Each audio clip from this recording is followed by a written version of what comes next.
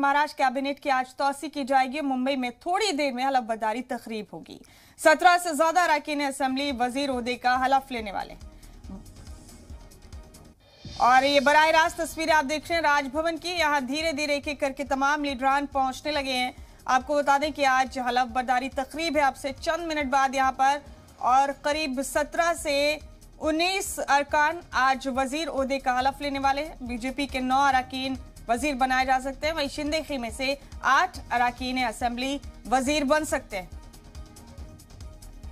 तो कुल 17 अरकान को आज वजीर बनाया जा सकता है। राजभवन से बराह रास्त तस्वीरें देख रहे हैं आप इस वक्त अपने टीवी स्क्रीन पर।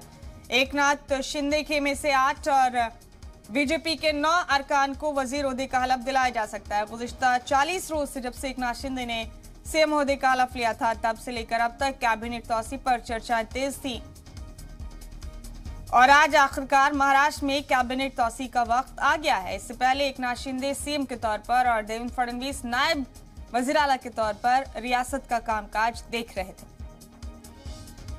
तो ये बड़ा अपडेट है इस वक्त का जो देख रहे हैं आप अपने टीवी स्क्रीन पर। कैबिनेट तौसी पर ये सीधी तस्वीरें देख रहे हैं आप। राजभवन से तमाम लीडरान के यहाँ पहुंचने का सिलसिला शुरू हो गया है।